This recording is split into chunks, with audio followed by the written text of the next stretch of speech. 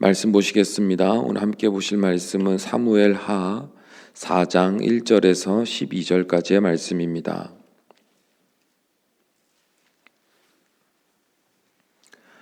사무엘하 4장 1절에서 12절까지의 말씀 제가 읽겠습니다.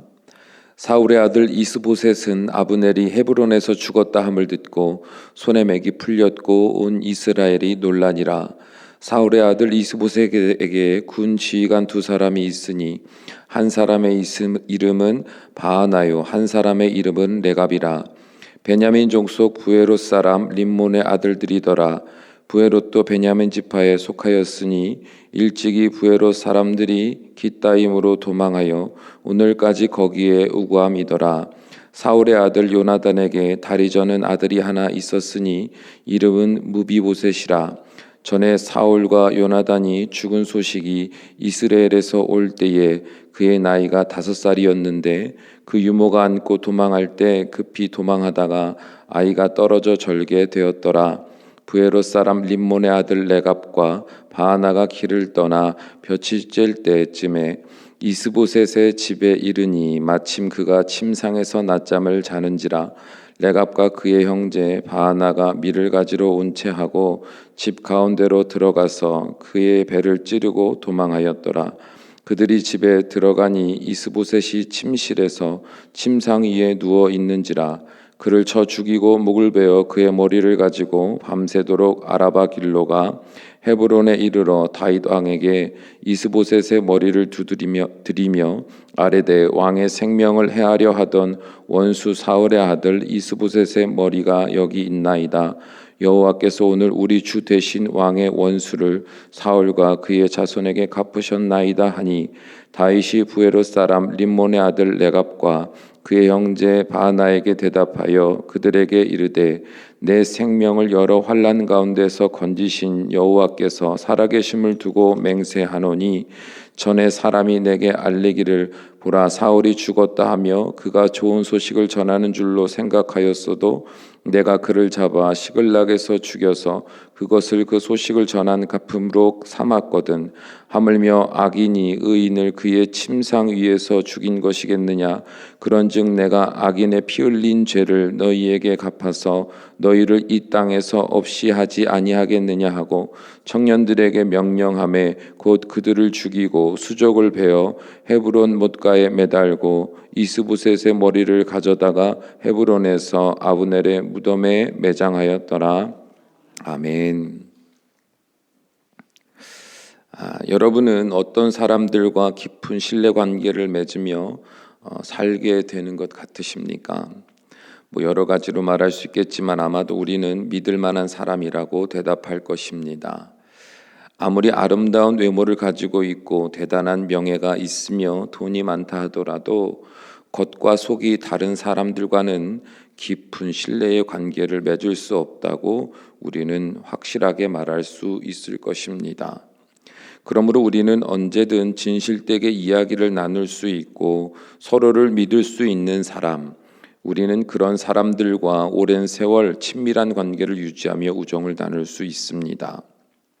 그렇다면 하나님은 어떠실까요? 하나님이 바라는 성도의 모습은 어떤 모습일까요? 하나님을 믿는 자로서 온전한 예배를 드리며 헌신하는 사람일까요? 물론 그렇게 생각할 수도 있습니다.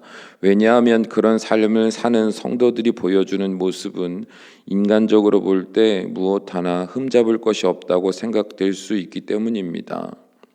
그러나 하나님은 겉으로 드러나는 행위가 아니라 우리의 중심을 보신다고 우리에게 말씀하셨습니다. 왜냐하면 완전하신 하나님에게 있어 우리의 종교적 열심이나 헌신들은 솔직히 대단히 중요한 일들이 아니기 때문입니다. 하나님이 인간이 영광을 올려드려야만 영광을 받으시는 하나님이실까요? 아니요. 하나님은 홀로 영광받기 합당하신 하나님이십니다. 그러므로 눈에 보이는 행위가 하나님께는 그렇게 대단한 행위가 될 수 없단 말이죠. 하나님은 우리의 중심을 원하세요. 그러면 하나님이 원하시는 우리의 중심은 뭡니까? 오직 하나님만 믿고 따르는 순결한 마음이에요. 그러나 많은 성도들은 두 마음을 품고 살아갈 때가 많습니다.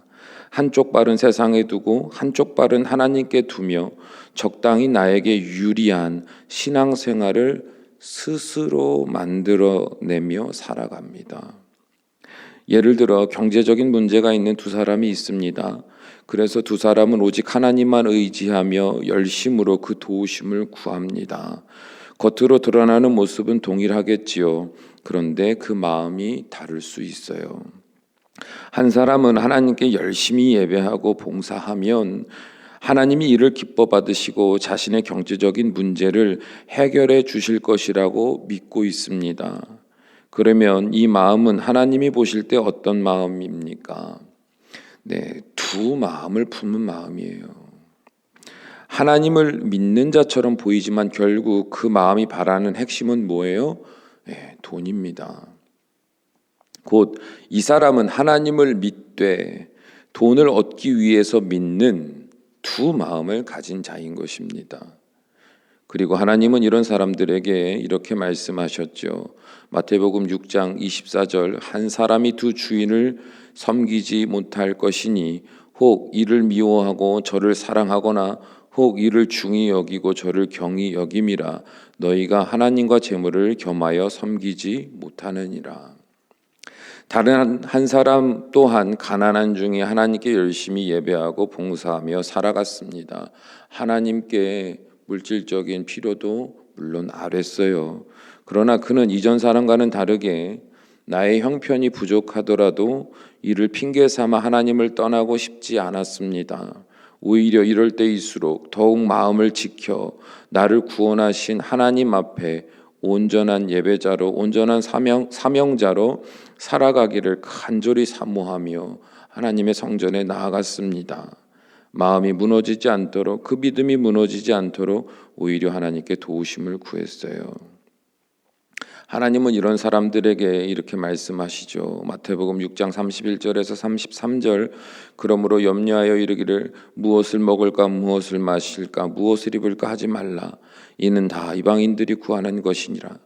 너희 하늘 아버지께서 이 모든 것이 너희에게 있어야 할 줄을 아시느니라. 그런즉 너희는 먼저 그의 나라와 그의 의를 구하라. 그리하면 이 모든 것을 너희에게 더하시리라. 그 사람의 중심을 보시는 하나님은 오직 하나님을 믿는 그 믿음 안에 있는 자들 가운데 함께 하십니다. 그리고 이런 하나님의 마음을 아는 다윗 또한 그 하나님의 마음에 합당한 삶을 살아가기 위해 늘 깨어 분별하는 자로서 그 삶의 중심을 지켰어요. 어떠한 상황이든 제일 먼저 다윗이 묵상하고 또 분별의 기준 삼았던 것은 무엇이냐 하면 이 모든 것이 나에게 유익이 된다 할지라도 그 안에 있는 중심이 하나님 앞에 합당한 것이냐 합당한 것이 아니냐를 기준 삼았다 이 말입니다. 오늘 본문을 보면 사울의 아들 이스보셋의 진영의 가장 중요한 핵심 인물이었던 아브넬이 죽었다는 소식이 전해지자 그의 남은 두 군 지휘관 바와나와 레갑이 깊이 잠들어 있던 이스보셋을 죽이고 그 머리를 잘라 다윗에게 투항한 사건을 기록하고 있습니다. 그리고 나서 그들이 다윗에게 하는 말이 무엇입니까? 8절을 보면 그들은 다윗에게 이렇게 말합니다. 헤브론에 이르러 다윗 왕에게 이스보셋의 머리를 들이며 아뢰되 왕의 생명을 해하려 하던 원수 사울의 아들 이스보셋의 머리가 여기 있나이다. 여호와께서 오늘 우리 주 대신 왕의 원수를 사울과 그의 자손에게 갚으셨나이다 하니. 그들은 자신이 왜 이스보셋을 죽였다고 말해요? 여호와께서 오늘 우리 주 대신 왕의 원수인 사울뿐 아니라 그의 아들 이스보셋까지 우리의 손으로 죽게 하심으로 그 값을 갚게 하셨다고 말합니다. 마치 그들은 자신들의 이 행위가 하나님을 위한 일이며 하나님의 기름 부음을 받은 왕 다윗을 위한 일인 것처럼 말하고 있습니다. 그러나 그들의 진심은 무엇이었습니까? 다윗보다 유리한 위치에 있는 사울 왕의 아들 이스보셋의 진영에 붙어 있다가 가장 중요한 핵심 전력인 아브넬이 죽었다는 소식을 듣자마자 그 마음을 바꾸어 이스보셋을 죽이고 다윗에게로 투항했던 것입니다. 다윗은 그들의 진심을, 그 중심을 알았기에 그들이 아무리 그들의 입술로 하나님을 들먹이며 자신들의 행위를 합리화한다 하더라도, 그리고 그들이 가져온 그 결과물이 자신에게 유리한 일이 된다 할지라도 하나님의 마음으로 그 중심을 따라 바른 선택을 하기 위해 애를 썼고, 그래서 어떤 결단을 내리게 됩니까? 그들에게 속지 아니하고 오히려 그들을 처형하죠.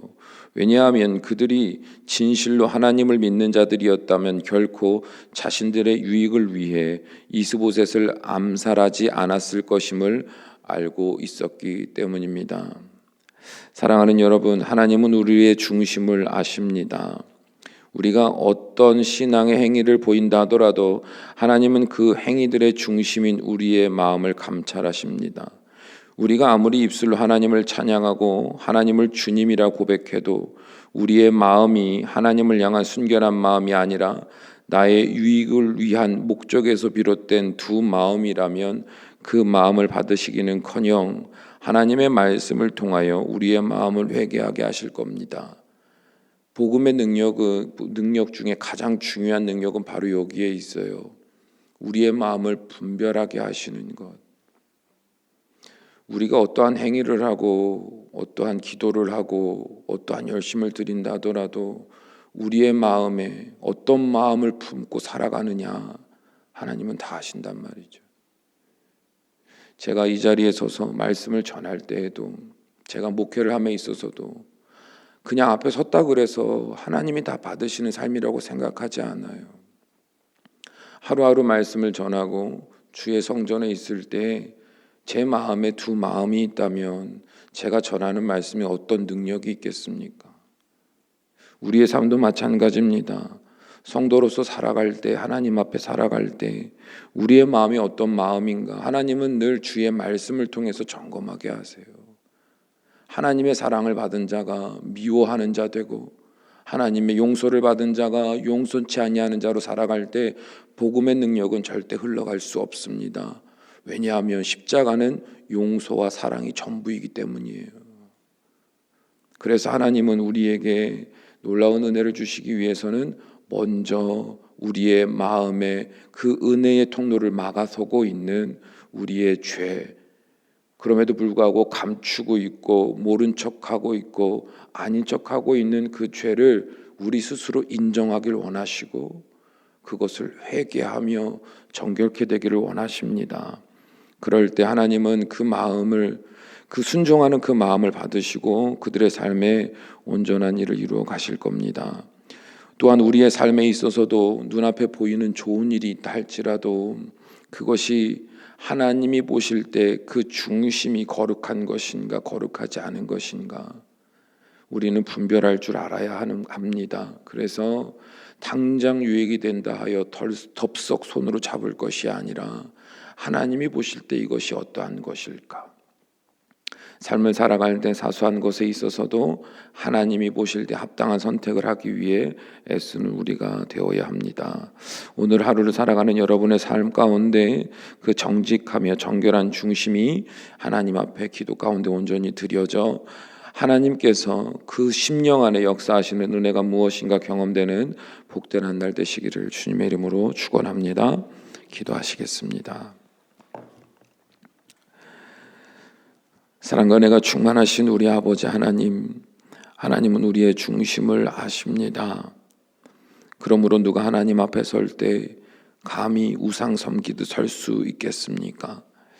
주여, 이 새벽 시간 우리의 마음을 돌아볼 수 있는 은혜의 빛을 비추어 주셔서 하나님 앞에 갈라진 두 마음의 혼란함이 정돈되게 하시고 분별되게 하시고 그래서 온전히 순전한 마음으로 하나님께 우리의 중심이 드려지게 하여 주셔서 하나님께서 그 마음 기뻐 음양하시고 거룩하신 하나님의 역사를 담게 부족함이 없는 삶이 되게 하사 사랑하는 주님의 귀한 자녀들이 가는 곳곳마다 내가 구한 것이 아닌 것까지도 베푸시는 응답하시는 하나님의 놀라운 축복을 맛보게 하심으로 그들의 입술로 순전한 마음으로 여호와를 찬양하라 증거하는 귀한 인생들이 되도록 인도하여 주시옵소서. 예수님의 이름으로 기도합니다. 아멘.